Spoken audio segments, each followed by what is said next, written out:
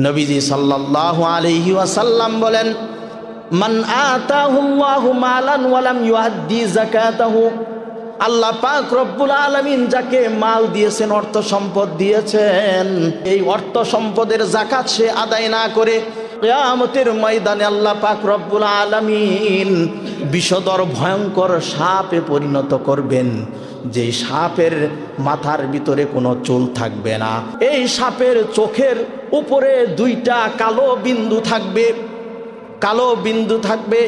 ইউতাওয়াকুহু ইয়াউমাল কিয়ামাহ, কিয়ামতের ময়দানে এই সাপটা যারা মালের যাকাত আদায় করে না তাদের গলার ভিতরে পেঁচাইয়া ধরিয়া ইয়াখুযু বিলিহজিমাতাইহি, উভয় চোয়ালের মাঝখানে কামড়াইতে থাকবে আর বলতে থাকবে, আনা মালুকা ওয়া আনা কানজুক, আমি হলাম তোমার মাল আর আমি তোমার ওই সঞ্চয়কৃত সম্পদ। আজকে এই সঞ্চয়কৃত সম্পদ আর মালের শাস্তি ভোগ করো। ওয়ালা ইয়াহসাবান্নাল্লাযীনা ইয়াবখালুনা বিমা আতাহুমুল্লাহ, দুনিয়ার অর্থ সম্পদওয়ালারা যারা আল্লাহর রাস্তায় ব্যয় করে না, তারা মনে করে যে এই সম্পদ নিজের কাছে অনাতা করে বখিলতা করে রেখে দিলেই হুয়া খায়রুল লাহুম, এইটা তার জন্য কল্যাণকর হবে, এই সম্পদ দিয়ে সে অনেক কিছু করতে পারবে। আল্লাহ বলেন, বাল হুয়া শাররুল লাহুম, এইটা তার জন্য কল্যাণকর নয়, আমি আল্লাহ বলছি এইটা তার জন্য হলো অকল্যাণকর। আল্লাহর নবী বিশ্ব নবী জনাবে মুহাম্মদুর রাসূলুল্লাহ সাল্লাল্লাহু আলাইহি ওয়াসাল্লামের দরবারে একজন মহিলা তার মেয়েকে নিয়ে আসলেন। মেয়েটার হাতের ভিতরে স্বর্ণের চুড়ি। আল্লাহর নবী সাল্লাল্লাহু আলাইহি ওয়াসাল্লাম বললেন, যে ওগো মহিলা, তোমার মেয়ের হাতের ভিতরে যে স্বর্ণের চুড়ি, এই স্বর্ণের চুড়ির যাকাত দেওয়া হয় নাকি? মহিলা উত্তর করলেন, ওগো আল্লাহর রাসূল, আমরা তো এর যাকাত দেই না। নবীজি বললেন, যদি যাকাত না দাও, তোমরা কি এইটা চাও কাল কিয়ামতের ময়দানে আল্লাহ পাক রব্বুল আলামিন তোমার এই মেয়ের হাতের ভিতরে আগুনের চুরি আল্লাহ পরায়া দেখ, এইটা কি তুমি পছন্দ করো? মহিলার আর বুঝতে বাকি রইল না। মহিলা সাথে সাথে এই স্বর্ণের চুড়ি খুলিয়া নবীজির সম্মুখে পেশ করে বললেন, ওগো আল্লাহর নবী, এইটা আমি আপনার এবং আল্লাহর জন্য আল্লাহর রাস্তায় দান করে দিলাম। সুবহানাল্লাহ। আপনি মনে করেন যে আমি কষ্ট করে বীজ বপন করলাম, আমি লাগাইলাম, আর আমি সব কিছু করলাম, পানি দিলাম, সার বিষ আমি দিলাম, এই সব কিছু আমি দেওয়ার পর কষ্ট করে এগুলো আমি আমার ঘরে উঠাইলাম, এগুলো মাড়াইলাম, মাড়ানোর পর সিদ্ধ করে এগুলোকে আমি খাবারে রূপান্তর করলাম, বাজারে নিয়ে বিক্রি করলাম, আমার পকেটে টাকা আসলো, তাহলে আমি কেন এই টাকা আল্লাহর রাস্তায় দান করব? আমি কেন এতিম দরিদ্র গরিবদের মাঝে বন্টন করব? এমন চিন্তাধারার মানুষদের জন্য আল্লাহ তাআলা বলেন, এরে বান্দা, পরিশ্রম তুই করেছিস, যে উপকরণের কথাগুলো তুই বললি, এই সব কিছু দিয়াও কি আমি আল্লাহ যদি সূর্যের আলোটা বন্ধ করে দেই, আমি আল্লাহ যদি বৃষ্টি না দেই, আমি আল্লাহ যদি জমিন না দিতাম, এগুলো তুই কোথা থেকে করতি? আল্লাহ তাচ্ছিল্য করে বলছেন, ফাবাশশিরহুম বিআযাবিন আলীম, ও গো নবী, আপনি তাদেরকে যন্ত্রণাদায়ক আযাবের সুসংবাদ শোনান। কি যন্ত্রণাদায়ক শাস্তি? আল্লাহ পরের আয়াতে বলছেন, ইয়াউমা ইউহমা আলাইহা ফি নারি জাহান্নাম ফাতুকওয়া বিহা জিবাহুহুম ওয়া জুনুবুহুম ওয়া যুহুরুহুম হাযা মা কানাজতুম লিআনফুসিকুম ফাযুকু মা কুনতুম তাকনিজুন। যেই ব্যক্তি অর্থ সম্পদকে সঞ্চয় করবে, স্বর্ণ মুদ্রাকে জমায় রাখবে, আল্লাহ রাস্তায় ব্যয় করবে না, কাল কিয়ামতের ময়দানে এই অর্থ সম্পদ আর স্বর্ণ রূপা এগুলোকে জাহান্নামের আগুনের ভিতরে জ্বলাইয়া সেইটাকে সিল বানাইয়া মানুষের কপালের ভিতরে, মানুষের পার্শ্ব দেশে, দুই পাজরে, পিঠের ভিতরে উত্তাপ্ত এই স্বর্ণ মুদ্রাকে সিল বানাইয়া মানুষের শরীরের ভিতরে এরকম সিল মারবে, দাগ দিয়ে দিবে। আম্মা বা'দু ফাআউযু বিল্লাহি মিনাশ শাইতানির রাজীম। বিসমিল্লাহির রহমানির রহিম।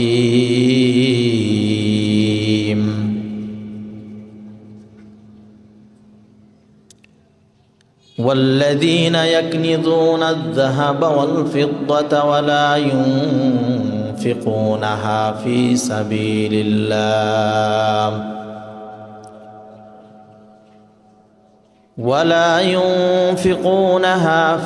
سبيل الله فبشرهم بعذاب أليم يوم يحمى عليها في نار جهنم فتكوى بها جباههم وجنوبهم وظهورهم هذا ما كنزتم لأنفسكم فذوقوا ما كنتم تكنزون.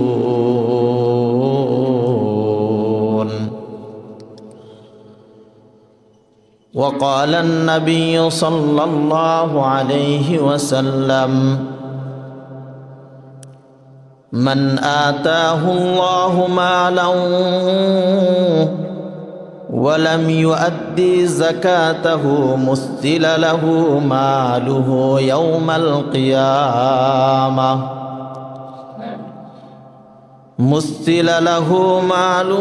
يوم القيامة شجاعا أقرع له زبيبتان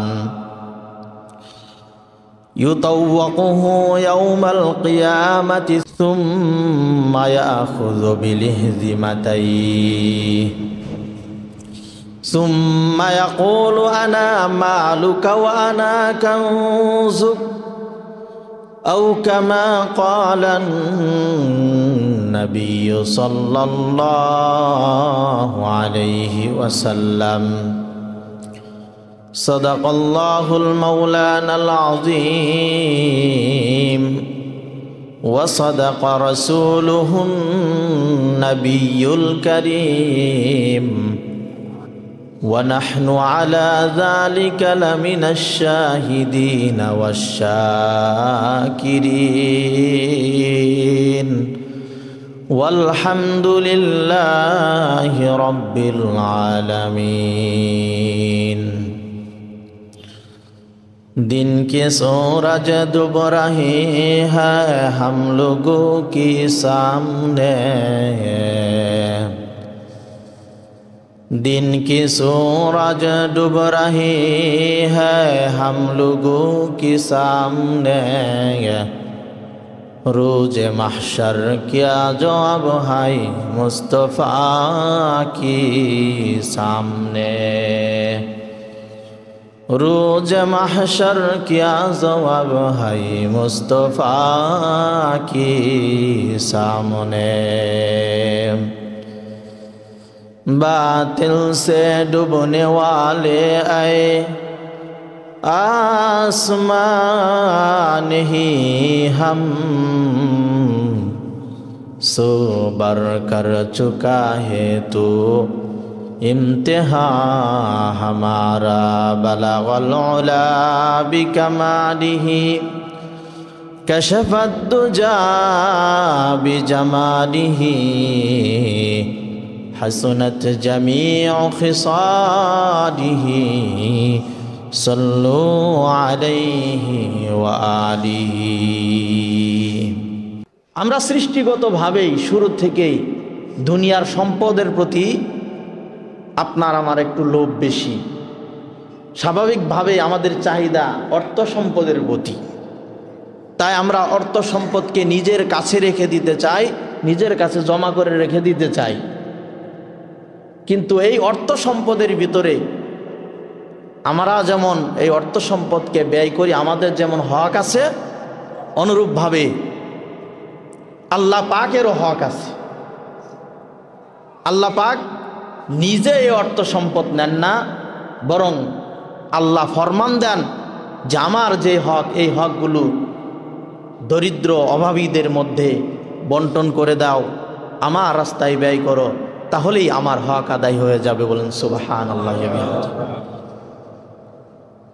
এখন যদি কেউ এই হক আদায় না করে, তাহলে সেক্ষেত্রে আল্লাহ পাকের হক আদায় না করার কারণে আল্লাহ পাক কি শাস্তি দিবেন না? কি শাস্তি দিবেন? আল্লাহ পাক রব্বুল আলামিন সূরা তাওবার 33-34 নম্বর আয়াতে বলেন, আল্লাহ বলেন, ওয়াল্লাযীনা ইয়াকনিদুনা আয-যাহাবা ওয়াল ফিদ্দাতা ওয়া লা ইউনফিকুনাহা ফী সাবিলিল্লাহ ফাবাশশিরহুম বিআযাবিন আলীম।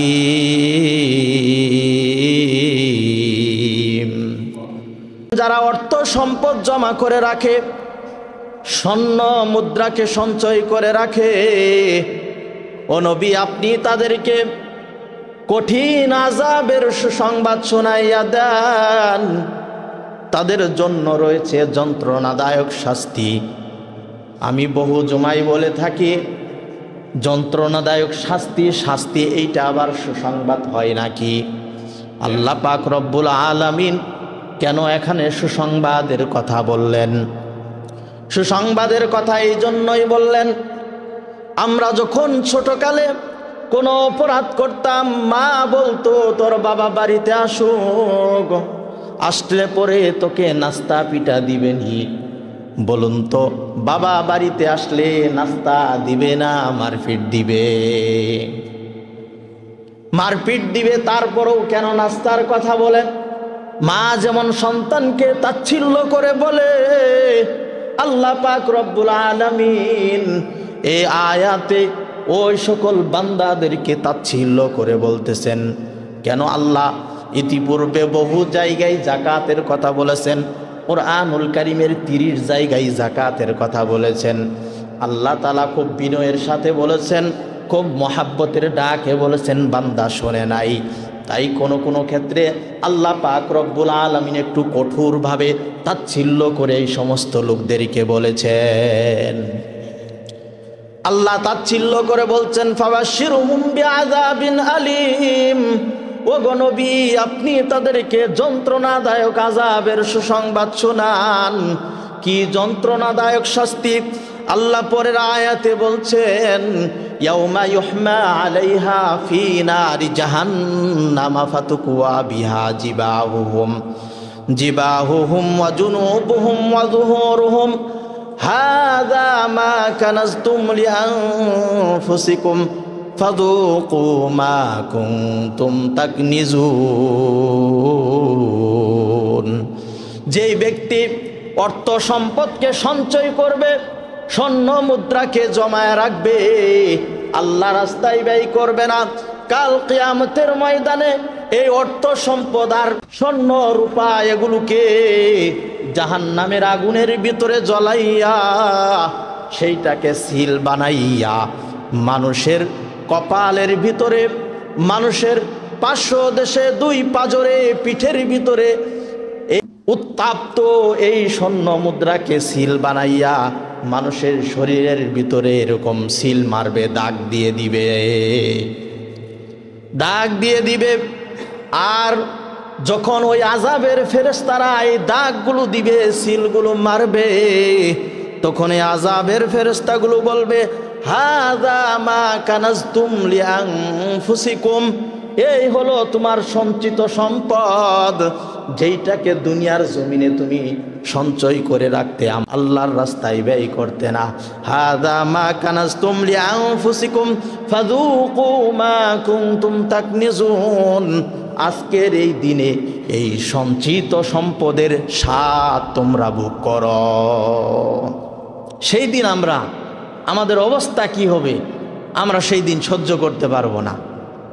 আল্লাহ পাক রব্বুল আলামিন এইভাবে যারা অর্থ সম্পদকে জমা করে রাখে তাদেরকে এইভাবে শাস্তি দিবেন। মানুষ মনে করে যে সম্পদ যদি জমা রাখি, যা জমায়ে রাখি, এইটা আমার জন্য কল্যাণকর। আল্লাহর রাস্তায় যদি ব্যয় করে দেই, যাকাত আদায় করি, তাহলে তো আমার সম্পদ কমে যায়।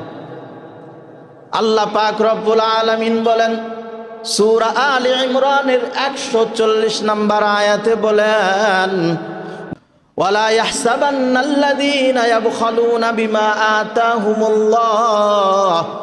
দুনিয়ার অর্থ সম্পদওয়ালাদের ভিতরে কিছু আছে বখিল, যারা আল্লাহর রাস্তায় ব্যয় করে না। তারা মনে করে যে এই সম্পদ নিজের কাছে কৃপণতা করে, বখিলতা করে রেখে দিলেই হুয়া খায়রুল লাহুম, এইটা তার জন্য কল্যাণকর হবে, এই সম্পদ দিয়ে সে অনেক কিছু করতে পারবে। আল্লাহ বলেন বাল হুয়া শাররুল লাহুম, এইটা তার জন্য কল্যাণকর নয়, আমি আল্লাহ বলছি এইটা তার জন্য হলো অকল্যাণকর। আমরা মনে করি যে এইটা সম্পদ জমায় রাখলাম, আল্লাহ রাস্তায় দিলাম না, বেঁচে গেলাম, এই সম্পদ বিভিন্ন কাজে আমরা লাগাইতে পারবো, বিভিন্ন কাজে আমরা খরচ করতে পারবো, এটা আমার কল্যাণে আসবে। আমি যখন অসুস্থ হয়ে পড়ব, আমার যখন কর্ম থাকবে না, আমি যখন কাজ করতে পারবো না, তখন এই জমাকৃত সম্পদকে আমি আস্তে আস্তে ভোগ করব। যদি জমা না রাখি তাহলে আমি কি দিয়ে চলবো বলুন তো? আমরা এমন বিশ্বাস ধারণা যাদের দিলের ভিতরে রাখি, এই রাখনেওয়ালা লোকদের আল্লাহর প্রতি আস্থা বিশ্বাস পরিপূর্ণ আছে। আপনি যে সম্পদ জমা করে রাখলেন, আল্লাহ যদি না চায় এই সম্পদ আপনি ভোগ করতে পারবেন? আল্লাহ মুহূর্তের ভিতরে সম্পদ ধ্বংস করে দিতে পারেন কি পারেন না? আল্লাহ পারেন। তাই আল্লাহ বলেন এইটা তোমরা মনে করো তোমাদের জন্য কল্যাণকর, কিন্তু আমি আল্লাহ বলি এইটা তোমাদের জন্য অকল্যাণকর। যদি এমনটাই তোমরা করো, সায়ুতাওয়াকুনা মা বাখিলু বিহি ইয়াউমাল কিয়ামাহ, যে মালের উপর তোমরা কৃপণতা করেছো, কাল কিয়ামতের ময়দানে এই মালটাকে আমি বেরি বানাবো। কি বানাবে? বেরি বানাবো। বেরি বানাইয়া এই বখিলদের গলার ভিতরে ঝুলায়া দিবে। সায়ুতাওয়াকুনা মা বাখিলু বিহি ইয়াউমাল কিয়ামাহ, কিয়ামতের ময়দানে এই বখিলদের, কৃপণদের গলার ভিতরে ঝুলাইয়া দিবে। সেই দিন যেই সম্পদগুলোর উপর কৃপণতা করেছে, এই সম্পদকে আরো বিশাল আকৃতিতে করে গলার ভিতরে যখন ঝুলাইয়া দেওয়া হবে, তখন এই ব্যক্তি হাসরের ময়দানে আর দাঁড়াইতে পারবে না। লোকেরা দেখে চিনতে পারবে যে এই ব্যক্তি দুনিয়াতে যাকাত আদায় করতো না, আল্লাহর রাস্তায় ব্যয় করতো না, এজন্য তার এই সম্পদ তার গলার ভিতরে ঝুলায় দেওয়া হয়েছে। আল্লাহ বলেন ওয়ালিল্লাহি মিরাসুস সামাওয়াতি ওয়াল আরদ, আসমানে জমিনের ভিতরে যত সম্পত্তি আছে, যা কিছু আছে, এই সব কিছু কিন্তু আল্লাহর। ওয়ালিল্লাহি মিরাসুস সামাওয়াতি ওয়াল আরদ, যা কিছু দেখি সব কিছু আল্লাহর। তবে আমাদেরকে তত্ত্বাবধানকারী হিসাবে, পরিচালনাকারী হিসাবে আল্লাহ তাআলা এই সম্পদগুলো দান করেছেন। মনে করুন আপনার বাসায় কোনো একজন কর্মজীবী কাজের লোক আছে, ওই লোকটাকে 10,000 টাকা দিয়ে আপনি বললেন যে তুমি কিছু মেহমানের জন্য খাবারের আয়োজন করো, ওই খাবারগুলো আমিও একসাথে খাবো। এই কর্মজীবী 10,000 টাকার বাজার করে টেবিলে খাবার উপস্থিত করলেন, আর ওই খাবারের টেবিলে মালিকও আছে আর অন্যান্য লোকেরাও আছে। বলুন তো এই কর্মজীবী খাবার দেওয়ার ক্ষেত্রে মালিককেই আগে দিবে কি দিবে না? মালিককেই আগে দিবে, কারণ তারই টাকা, সে দিয়েছে, সে আয়োজক, তার অর্থেই আয়োজন হয়েছে। এজন্য তার দাম মানটা বেশি। এই পৃথিবীতে যত সম্পদ আছে, যা কিছু আছে, সবগুলো আল্লাহর। এই সব কিছুর মালিক আল্লাহ। এই জন্য প্রত্যেক সম্পদ নিজে ভোগ করার আগেই আল্লাহর হক আগে আদায় করতে হবে, কারণ এই সম্পত্তির মালিক হলেন আল্লাহ। কিন্তু আমরা এই সম্পদের হক আদায় করি না। আমাদের যে শতকরা 2.5% আল্লাহ রাস্তায় যাকাত দিতে হবে, এই জিনিসটা আমাদের মাথায় নাই, ভুলেই গেছি। যদি আল্লাহ রাস্তায় ব্যয় করার কথা বলি, আমাদের মন মেজাজ গরম হয়ে যায় যে এত পরিশ্রম করে নিজে কামাই, নিজে টাকা উপার্জন করি, কেন আল্লাহর রাস্তায় দিতে হবে? অনেকের যুক্তি, অনেকের মন মানসিকতা, চিন্তাধারা হলো এমন। আপনি ড্রাইভার, আপনি গাড়ি চালান, আপনার পরিশ্রমে, আপনার অর্থ দিয়ে গাড়ি কেনা, আপনি পরিশ্রম করে ড্রাইভারি করেন। কিন্তু বলুন তো, আপনার গাড়িটা যেই জমিনের উপর দিয়ে চালান, এই জমিনের মালিক কে? আপনি যেই ক্ষেতের ভিতরে কৃষি কাজ করেন, আপনি মনে করেন যে আমি কষ্ট করে বীজ বপন করলাম, আমি লাগাইলাম, আর আমি সব কিছু করলাম, পানি দিলাম, সার বিষ আমি দিলাম, এই সব কিছু আমি দেওয়ার পর কষ্ট করে এগুলো আমি আমার ঘরে উঠাইলাম, এগুলো মাড়াইলাম, মাড়ানোর পর সিদ্ধ করে এগুলোকে আমি খাবারে রূপান্তর করলাম, বাজারে নিয়ে বিক্রি করলাম, আমার পকেটে টাকা আসলো। তাহলে আমি কেন এই টাকা আল্লাহর রাস্তায় দান করব? আমি কেন এতিম দরিদ্র গরিবদের মাঝে বন্টন করব? এমন চিন্তাধারার মানুষদের জন্য আল্লাহ তাআলা বলেন, এরে বান্দা, পরিশ্রম তুই করেছিস, যে উপকরণের কথাগুলো তুই বললি, এই সব কিছু দিয়াও কি আমি আল্লাহ যদি সূর্যের আলোটা বন্ধ করে দেই, আমি আল্লাহ যদি বৃষ্টি না দেই, আমি আল্লাহ যদি জমিন না দিতাম, এগুলো তুই কোথা থেকে করতি? কি বলেন? এগুলো মানুষের দ্বারা সম্ভব ছিল না। সূর্যের আলো দিয়ে আল্লাহ কিন্তু এই ফসলগুলো ফলাচ্ছেন। বলুন তো, বিভিন্ন ফসলই আমরা দেখে থাকি, যেই জমিনের ভিতরে সূর্যের আলো পড়ে না, ওই জমিনের ভিতরে কিন্তু ফসল হয় না। সূর্যের আলো দেওয়ার মালিক কে? আল্লাহ। আপনি বাহাদুরি করেন, আপনার অহংকার, আপনার চিন্তাধারা, যারে কষ্ট করে আমি সম্পদ উপার্জন করবো, আল্লাহ রাস্তায় ব্যয় করতে হবে নাকি? আল্লাহ ওই সমস্ত মানুষদের বিবেক জাগ্রত করছেন যে সূর্যের মালিক কিন্তু আমি আল্লাহ, জমির মালিক কিন্তু আমি আল্লাহ। তুমি সব উপকরণ দিয়াও আমি যদি এই কয়েকটা জিনিস বন্ধ করে দিই, তোমার দ্বারা কিন্তু সম্ভব না। পানি কিন্তু আমি আল্লাহ দেই, তুমি এক ফোঁটা পানি সৃষ্টি করতে পারবা না, তুমি সামান্য পরিমাণ সূর্যের আলো দিতে পারবা না। কিছুদিন আগে সোশ্যাল মিডিয়াতে দেখেছেন, চায়নার মানুষগুলো, চীনেরা সূর্য আবিষ্কার করেছে। সূর্য আবিষ্কার করে মানুষদেরকে দেখাচ্ছে সৃষ্টিকর্তা যা পারে আমরাও কিন্তু তার চেয়ে কম নয়। বলুন তো, ওই সূর্যের আলো দিয়ে কি কোনো ফসল, কোনো গাছপালা হবে নাকি? তাদের সম্ভব যে এক দেশ থেকে আর এক দেশে তারা সূর্যের আলো পৌঁছাবে? সূর্যের আলোর যে কি পাওয়ার, এটা দুনিয়ার কোনো মানুষের দ্বারা সম্ভব না। সুতরাং আমরা যারা এই চিন্তাধারা নিয়ে বসে আছি যে আল্লাহর, আমরা নিজেরা কর্ম করে কেন আল্লাহর রাস্তায় দান করব, এই চিন্তাধারার মানুষগুলো যদি একটু বিবেক জাগ্রত করে যে না, আল্লাহ যদি এই কয়েকটা উপকরণ বন্ধ করে দেয়, তাহলে তো আমাদের সম্পদ, আমরা ফসলাদি আমরা আমাদের ক্ষেতের ভিতরে আমরা ফলাইতে পারতাম না। এগুলো মানুষের বিবেক জাগ্রত হওয়ার দরকার। দোকানদার দোকানদারি করে, দোকানদার মনে করে যে দোকানের ভিতরে মাল আমি উঠাইলাম, আমি সারাদিন ডিউটি করি, সারাদিন বেচা কেনা করি, আমার দোকানের মালগুলো ভালো, আমার দোকানে সকল কোয়ালিটির মাল আছে, এই জন্যই হয়তোবা আমার দোকানে কাস্টমার আসে। যদি দোকানদারের এমন চিন্তা ভাবনা থাকে, আল্লাহ পাক রব্বুল আলামিন বলেন তোমার চিন্তাধারা পাল্টাও। দোকানের মাল উঠাইছো তুমি ডিউটি করো, কিন্তু কাস্টমার তোমার দোকানে পৌঁছিয়ে দেয় আমি আল্লাহ। কাস্টমারকে পৌঁছায় দেয়। এই জন্যই বাজারে যাইবেন, বড় বড় দোকান থাকতে ছোট ছোট কিছু দোকানে মানুষ কাপড়ের ব্যবসা, কাপড় ক্রয় করে, কাপড় কেনা বেচা করে। কারণ কি?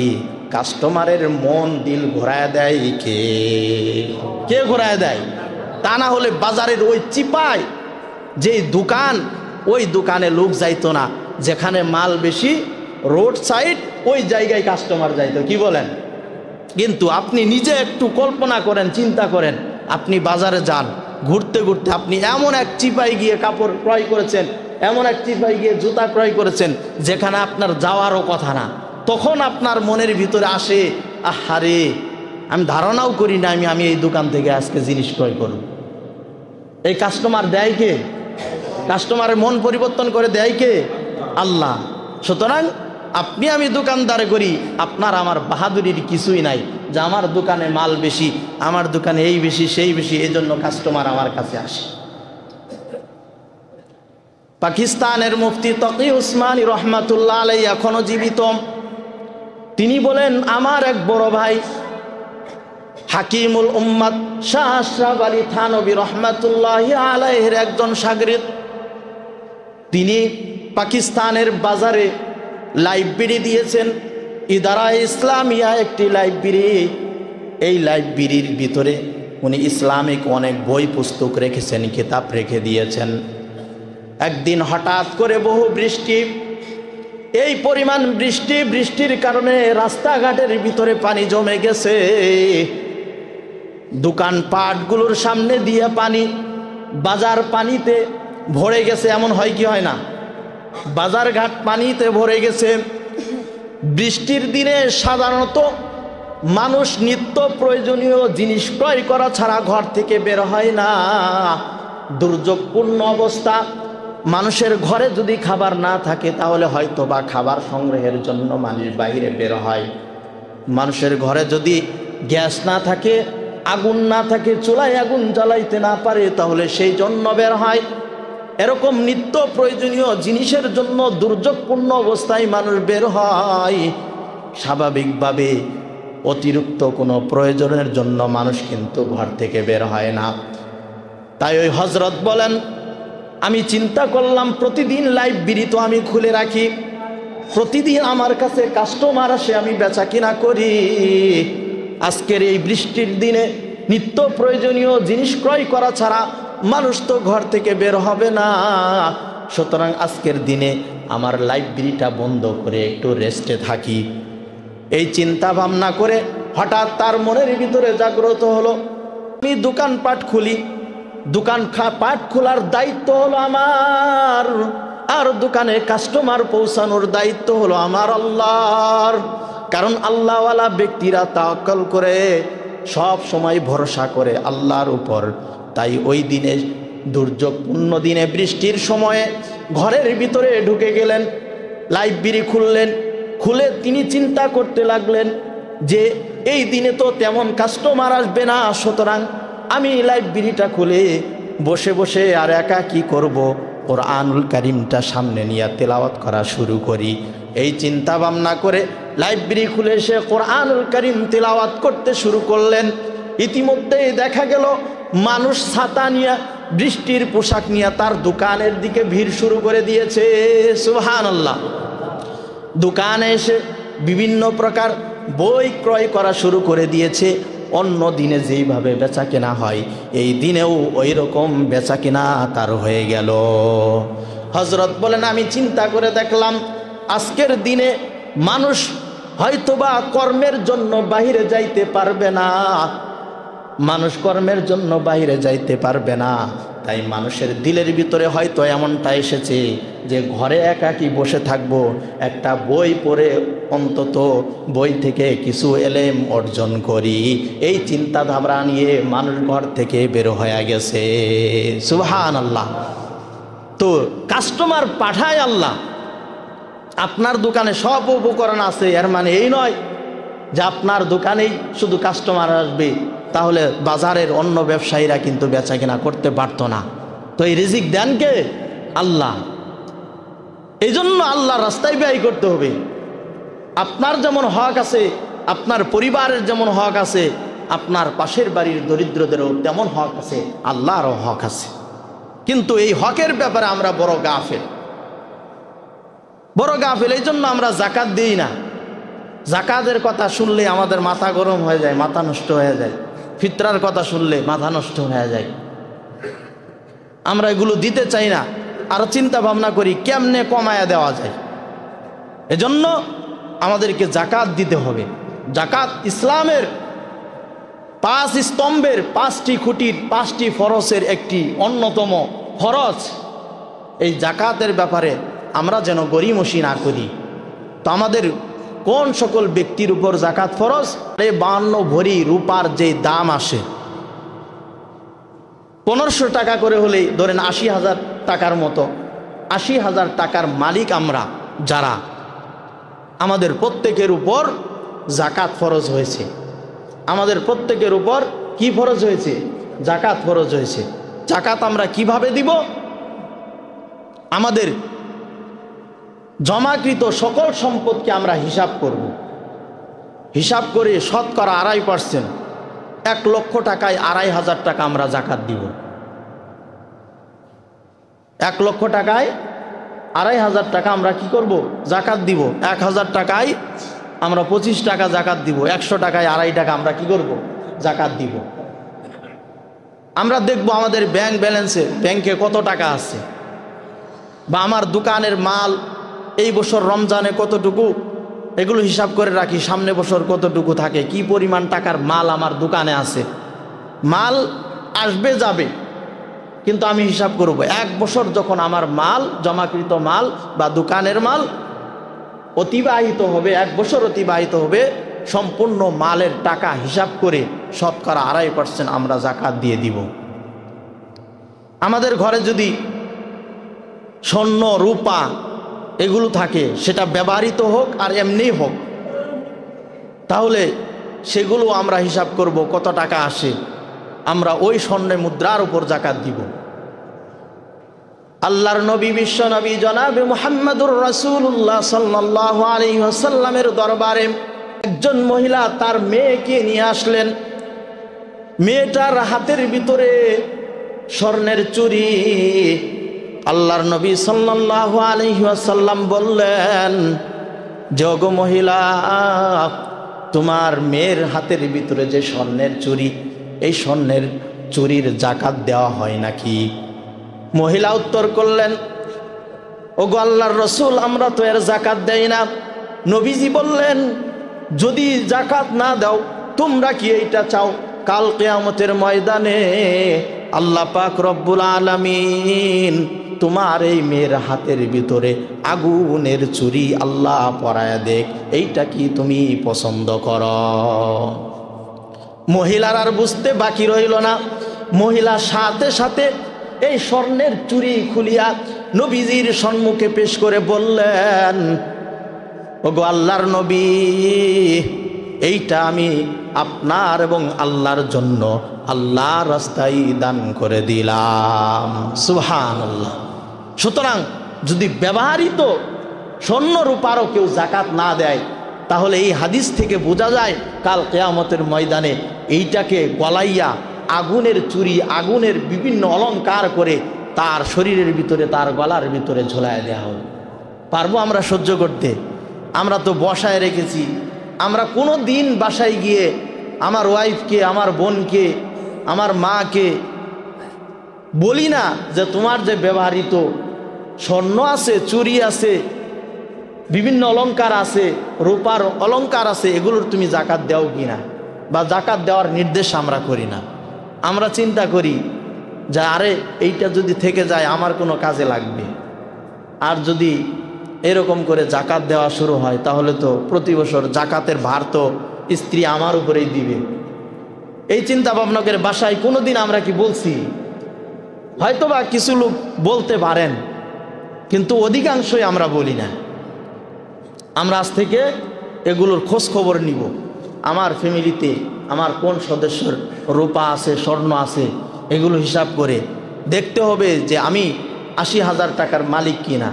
৮০,০০০ টাকার মালিক যদি হয়ে থাকি, তাহলে আমার সমুদয় সম্পত্তি নিত্য প্রয়োজনীয় ব্যবহৃত আসবাবপত্র ছাড়া, যেগুলো আমার বাসাতে লাগে, নিত্য প্রয়োজনীয় জিনিস বুঝেন তো, চিকিৎসার জন্য যে অর্থ রাখতে হয় এইটা, খাবারের জন্য যে অর্থ রাখতে হয় এইটা, ছেলে মেয়েদের লেখাপড়ার জন্য যে অর্থ রাখতে হয় এইটা, হ্যাঁ, এগুলো যেগুলো প্রতিদিন লাগে আমাদেরকে, যেটা ছাড়া আমরা চলতে পারি না, এটা হলো নিত্য প্রয়োজনীয়। এই জিনিসের বাহিরে হ্যাঁ আমাদের যদি ওই রকম ঋণ না থাকে, আমরা অনেকেই আছি যে হুজুর জাকাত কিভাবে দিব, আমার তো বহু ঋণ। আপনি বিলাসিতার জন্য ঋণ করেছেন, আপনার দোকানে একটা আছে, একটা দিয়ে চলে, আপনি 5টা দিচ্ছেন। আপনার 1 তলা বাড়ি হইলেই চলে, আপনি দিচ্ছেন 10 তলা বাড়ি। আপনি বিলাসিতার জন্য লোন নেন, ঋণ করেন, এই ঋণ ধর্তব্য না। আপনার নিত্য প্রয়োজনীয় চাহিদা পূরণের জন্য আপনি যে ঋণ করেছেন, এই ঋণ ধর্তব্য হবে, এটা গ্রহণযোগ্য হবে। কথা আমি বুঝাইতে পারছি? এই জাকাত আমাদেরকে দিতে হবে। জাকাত যদি না দেই, জাকাতের না দেওয়ার আরও বহু শাস্তির কথা এসেছে। নবীজি সাল্লাল্লাহু আলাইহি সাল্লামের আরেকটি হাদিস আমি আপনাদেরকে শোনাই। নবীজি সাল্লাল্লাহু আলাইহি ওয়াসাল্লাম বলেন, মান আতাহুল্লাহু মালান ওয়া লাম ইউআদ্দি যাকাতাহু, আল্লাহ পাক রব্বুল আলামিন যাকে মাল দিয়েছেন, অর্থ সম্পদ দিয়েছেন, যদি এই অর্থ সম্পদের যাকাত সে আদায় না করে, মুস্তিলা লাহু ইয়াউমাল কিয়ামাতি শুজাআ, এই মালটাকে কিয়ামতের ময়দানে আল্লাহ পাক রব্বুল আলামিন বিষধর ভয়ঙ্কর সাপে পরিণত করবেন, যে সাপের মাথার ভিতরে কোনো চুল থাকবে না, মাথার ভিতরে চুল থাকবে না। ওয়াকরা জাবিবাতান, এই সাপের চোখের উপরে 2টা কালো বিন্দু থাকবে, কালো বিন্দু থাকবে। ইউতাওয়াকুহু ইয়াউমাল কিয়ামা, কিয়ামতের ময়দানে এই সাপটা যারা মালের যাকাত আদায় করে না, তাদের গলার ভিতরে পেঁচাইয়া ধরিয়া, ইয়াখুযু বিলিহজিমাতাইহি, উভয় চোয়ালের মাঝখানে কামড়াইতে থাকবে, আর বলতে থাকবে, আনা মালুকা ওয়া আনা কানজুক, আমি হলাম তোমার মাল আর আমি তোমার ওই সঞ্চয়কৃত সম্পদ। আজকে এই সঞ্চয়কৃত সম্পদ আর মালের শাস্তি ভোগ কর। এই সাপগুলো এইভাবে কামড়াইতে থাকবে। জন্য আমাদের এই মালের জাকাতগুলো আদায় করতে হবে। জাকাতের আরো বিস্তারিত মাসালা, এটা এই জুমার মসজিদে 1 জুমায় 2 জমায় বলা সম্ভব হবে না।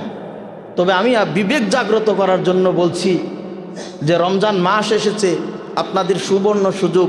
এই সময় জাকাত আদায় করলে পরে আল্লাহ পাক রব্বুল আলামিন একটি ফরজ আদায় করলে 70 ফরজ সমতুল্য সওয়াব দান করেন, বলেন সুবহানাল্লাহ। এজন্য রমজানে আমরা হিসাব করে জাকাত দিব, ফিতরা দিয়ে দিব। ফিতরা কমাস কম আমরা 100 টাকা করে দিব। কারণ এমন একটা সময়, যেই সময়ে ঘরের বাচ্চাও দৈনন্দিন 50 টাকা সদাই খায়। কি বলেন, খায় কি খায় না?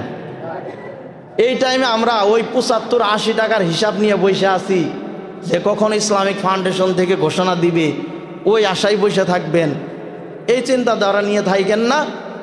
সর্বনিম্ন হলো 100, সর্বোচ্চ হলো 3300। আপনি তো কোনো দিন জন প্রতি 3300 টাকা ফিতরা দেন না, তাহলে আপনার চিন্তাধারা শুধু খালি নিজ দিক যায় কেন?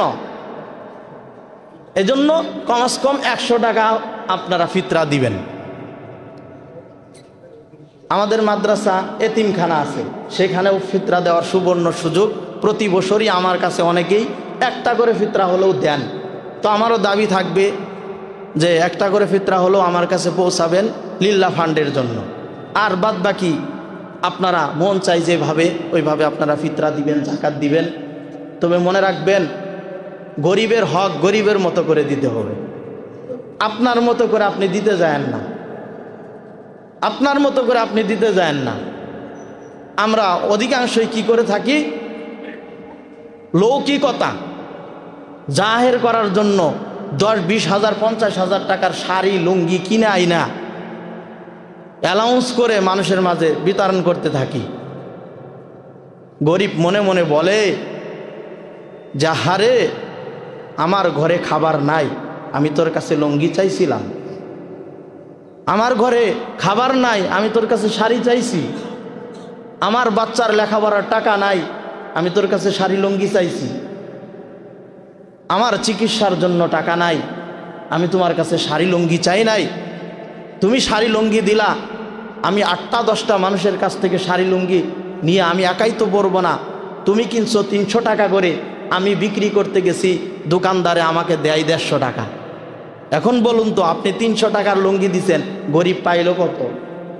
150। এজন্য গরিবের হক গরিবের মতো করে দিতে হবে। আপনি মনে করিয়েন না যে 1 লক্ষ টাকার 2500 টাকা আপনি জাকাত দিয়েছেন, এইটা আপনার না, এটা গরিবের। এটা গরিবের হক, গরিবের চাহিদা মোতাবেক গরিবের মতো করে দিতে হবে। এই জন্য আপনি খোঁজ খবর নেবেন তার কি প্রয়োজন, এই প্রয়োজন অনুসারে আপনি তাকে জাকাত দিবেন। আপনি যদি এই চিন্তাশীল লোক না হন, তাহলে এটা লৌকিকতা ছাড়া কিছুই হবে না। কাল কিয়ামতের ময়দানে এর জন্য, এই লৌকিকতার জন্য আপনাকে বিচারের কাঠগড়ায় দাঁড়াইতে হবে, আল্লাহর কাছে হিসাব দিতে হবে। এজন্য চাহিদা মোতাবেক আপনি কি করবেন, এই লৌকিকতা দেখায়েন না। অমুক সাহেব আপনার ইজ্জত রক্ষা করেছে গরিবেরা। আপনি আব্দুল্লাহ সাহেব 10 লক্ষ টাকার মালিক, 10 কোটি টাকার মালিক, আপনি সমাজের মানুষকে, এতিম দরিদ্রের জন্য খাবারের ব্যবস্থা করেছেন, গরিবদের জন্য খাবারের ব্যবস্থা করেছেন, 2-3 ডেক খাবার পাকাইছেন।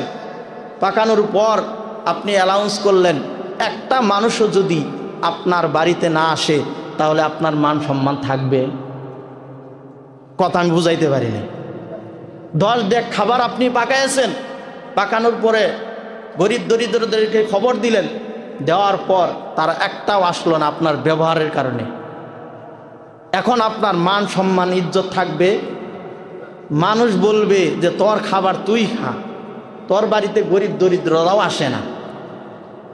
আর যদি আপনার বাড়িতে আসে তাহলে আপনার ইজ্জত রক্ষা হবে, আপনার ইজ্জত রক্ষা হবে। এজন্য আপনার মান সম্মান ইজ্জত রক্ষা করেছেন দরিদ্ররা। এজন্য দরিদ্রদের প্রতি সুবিচার করেন। আমরা এই সুবিচার করতে পারি না, সুবিচার করতে পারি না। আমরা সুযোগ পাইলে এই দরিদ্রদের থেকে আমরা ফায়দা হাসিল করি, কিন্তু তাদের কোনো কল্যাণে আমরা আসি না। আমরা এমন চিন্তাশীল লোক হই যে তার কোন উপকারে আসে।